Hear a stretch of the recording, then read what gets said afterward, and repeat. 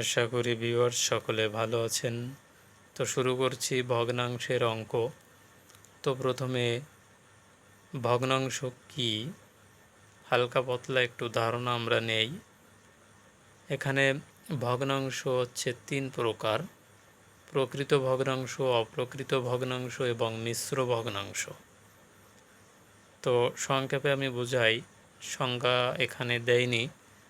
তো প্রকৃত ভগ্নাংশ কাকে বলে? প্রকৃত ভগ্নাংশ হচ্ছে যখন প্রকৃত ভগ্নাংশ হচ্ছে এখানে 3-এর 5 আছে। তো আমরা জানি যে উপরে একটা লব, নিচে একটা হর। তো প্রকৃত ভগ্নাংশ তখনই হবে যখন লবের থেকে হর বড় হবে, অর্থাৎ লব ছোট হবে এবং হর বড় হবে, তখন হবে প্রকৃত ভগ্নাংশ। আর অপ্রকৃত ভগ্নাংশ কি? যখন লব বড় হবে এবং হর ছোট হবে। এইটা যেমন উল্টায় দিছি, এখন এইটা হয়ে গেছে অপ্রকৃত ভগ্নাংশ, যেহেতু লব বড় হর ছোট। মিশ্র ভগ্নাংশ। মিশ্র ভগ্নাংশ কাকে বলে? যখন পূর্ণ সংখ্যার সাথে প্রকৃত ভগ্নাংশ থাকে, এটা কিন্তু এটুকু প্রকৃত ভগ্নাংশ, আর এটা হচ্ছে পূর্ণ সংখ্যা, তাহলে 7 পূর্ণ 3-এর 5, এখানে এটা মিশ্র ভগ্নাংশ। তো আমরা বুঝতে পারছি অবশ্যই যে ভগ্নাংশ কি। এরপরে আমি অঙ্কে চলে যাচ্ছি একটা। এখানে ভিউয়ার্স প্রথমে যে অঙ্কটি আছে, ক, খ ও গ এর মধ্যে 260 টাকা এরূপে ভাগ করে দাও যেন ক এর অংশের 2 গুণ, খ এর অংশের 3 গুণ এবং গ এর অংশের 4 গুণ পরস্পর সমান হয়। তো সমাধানে আমরা লিখব, মনে করি ক এর অংশের দ্বিগুণ, খ এর অংশের 3 গুণ এবং গ এর অংশের 4 গুণ, অর্থাৎ 2, 3, 4 এত গুণ সমান সমান x টাকা।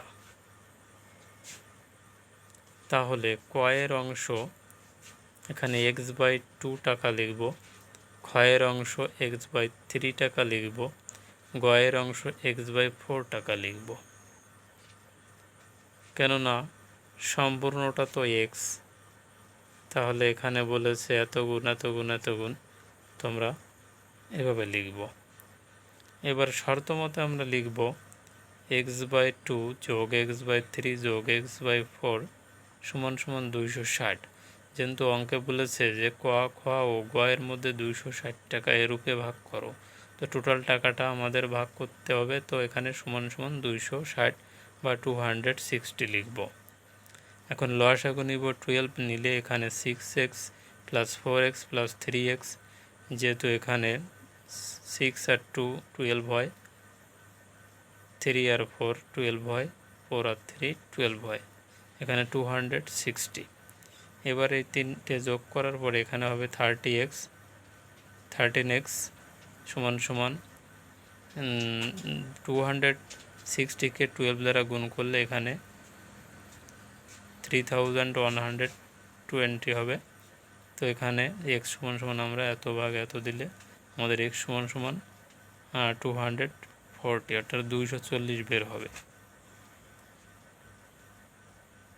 তো এরপর আমাদের অংশ বের করতে হবে। তো এবার এখানে ক এর অংশ সমান সমান আমরা লিখব এখানে কমা, ক এর অংশ সমান সমান 240 ভাগ 2, এখানে 120, এখানে ভাগ দিলে 80, এখানে হচ্ছে 60। তো ক, খ, গ যথাক্রমে পাবে এত টাকা এত টাকা এত টাকা, এটাই হচ্ছে অ্যান্সার। তো ভিউয়ার্স, এরপরে শর্টভাবে যদি আমরা এমসিকিউ পরীক্ষায় অঙ্কটি করতে যাই, তো এভাবে একটু ধারণা নিয়ে অঙ্কের উত্তর বের করা সম্ভব হবে। এক্স যেহেতু সম্পূর্ণ অংশ এক্স,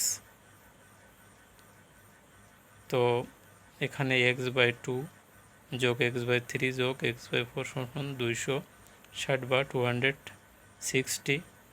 এর থেকে আমরা এক্সের মান পাই এটা, আর এভাবে এই এক্সের মান বসিয়ে ভাগ দিলে প্রত্যেকটার অংশ বের হয়ে যাবে। তো এই হচ্ছে অঙ্কটির উত্তর। তা আশা করি আপনারা সকলে বুঝতে পারছেন। তো অবশ্যই মতামত কমেন্টে জানাবেন। সকলকে অসংখ্য ধন্যবাদ শেষ পর্যন্ত থাকার জন্য।